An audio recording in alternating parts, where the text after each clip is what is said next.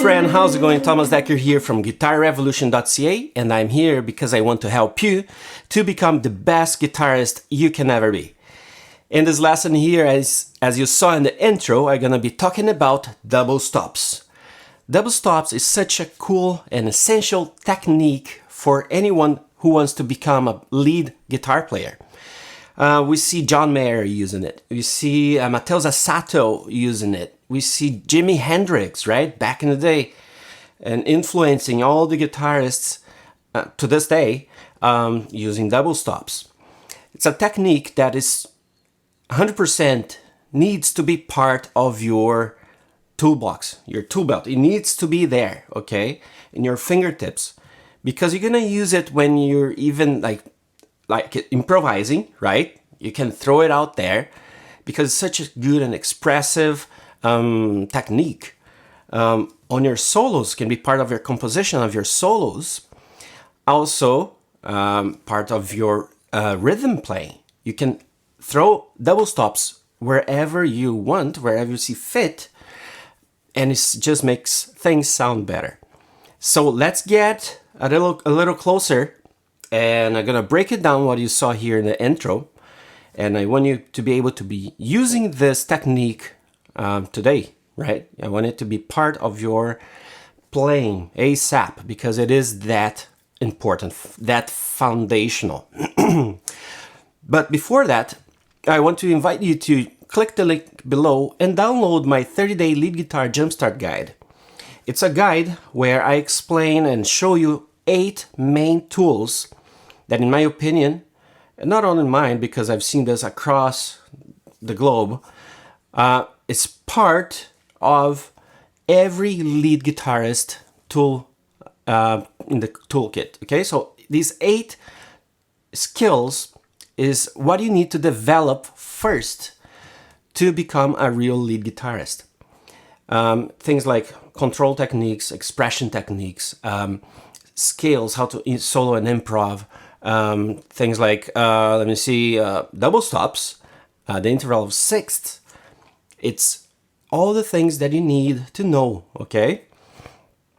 So just click the link below, completely free, okay? It's just my gift for you because I really want to help you, on you to get to the next level. It's not only a list, okay? That's the cool thing. It's not only a list, but it's actually a guide for the next 30 days for you to work on. Lessons that will get you playing these techniques in the most efficient and effective way and the most practical way, okay? So go ahead, download, get your playing to the next level today. Now, let me zoom in and I'll break it down. I'll break down what I did in the intro here, okay? I'll give you the basics so you can do with it whatever you like. Okay, let's take a look. All right, so in the intro, you saw me playing a lot of double stops. Let me give you the key of that. That was key of C, okay?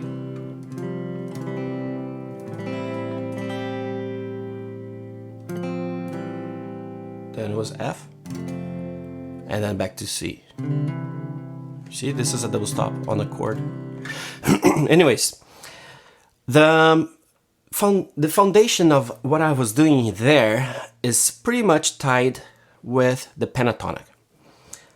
The main thing here is the pentatonic, this shape here, okay? The most famous of all. Oh, you can say this is A minor. Yeah, but it's A minor as well as C major. A minor and C major have the same notes, okay? So when I apply, or when I put my finger 4 on the root, when I have this chord here, this is the root, I put my finger 4, and from there I play this scale, right? And also I have this chord right here in shape of G, right? A C in the shape of G. This is a little bit of a caged system for you. All right. Okay. So what I do here, most of my notes will be centralized on this shape here. Okay. But I also go a little forward this way and a little backwards that way. And I'll show you how. My first movement I do is based on this chord, okay? Where my finger 1 is barring the 2 high strings here, the E and B, bottom, in geographically speaking, the bottom strings, 1 and 2. So it's part of the chord, right? You see right there. So what I do, I play a hammer on and a pull off with my finger 3, or yeah, we can do whatever we want, but using my finger 3 here, right? That sounds already, if you think of C, and then I'll give a little shake there, just to give a little bit more movement, but you don't need to do that. You can even do this. So I play B string, fret 8, 10, 10 on E, 8, 10, 8 on B again. Back and forth, right? So, and my finger 3 is always hammering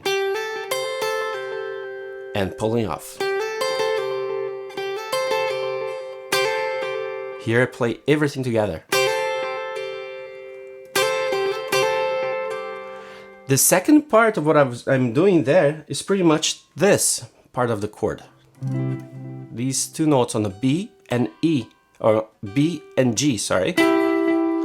But what I'm doing, I'm inverting these 2 fingers, okay? I put finger 2 on the B string, and finger 1, and finger 3 on the G, as well as my finger 1 on fret 7 here. So you see, this is part of the chord. So I'm doing this. Right? Again, hammer on, pull off, finger 3, 2 frets up. And I'm always doing on the string above, right? The up string in relation to the 2 fingers that I'm pressing here. First movement, second movement. I even can give a little, right? Again, it's a passing note. Sounds so nice. And then my next movement will be entirely on this shape of the pentatonic, on D and G string, always going 1 string up. D, I do a bar, and I play my finger 3, the same way I was doing the other ones on the D string now. So first movement, 1, and this are the same, just an octave difference, right?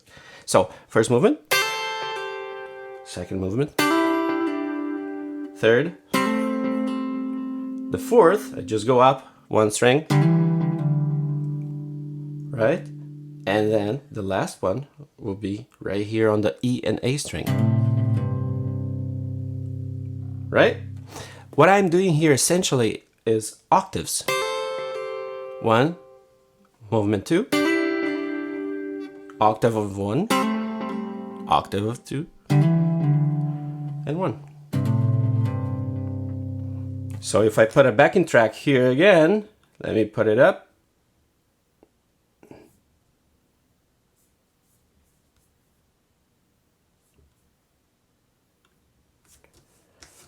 Here we go, we have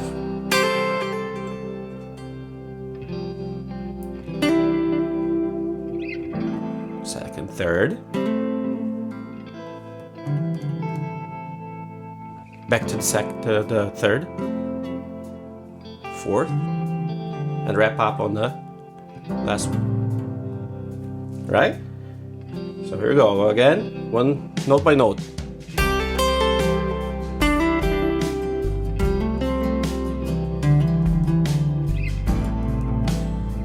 And in between I can slide a few notes here and there.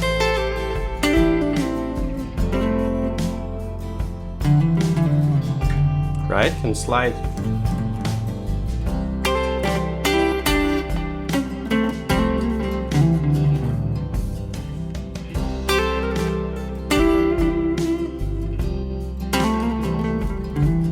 Right, there we go. You can be as creative as you can, applying this to your soloing, to your improvising, and even to the rhythm. You can apply this to the rhythm as well. Sounds good?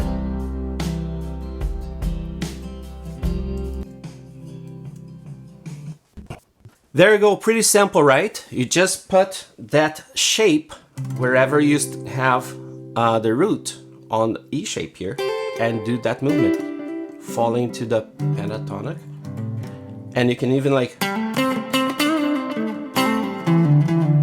right? You can mix with your pentatonic, mix with your scales, and just, just make awesome music with that. I hope this is helpful. I hope this is very simple and I could express and show you in a simple way. You can apply it today. Any key, you just put in the chord shape where it is and you go for it. If you like this, you're gonna love my 30-day lead guitar because that's exactly what I do there. I go step by step, very simple and applicable lessons. So again, I'm gonna encourage you to download it and work on it, and your playing will get to the next level. Thank you so much for watching. Thank you so much for spending this time with me. I hope to see you in the next lesson, and stay tuned and see you then.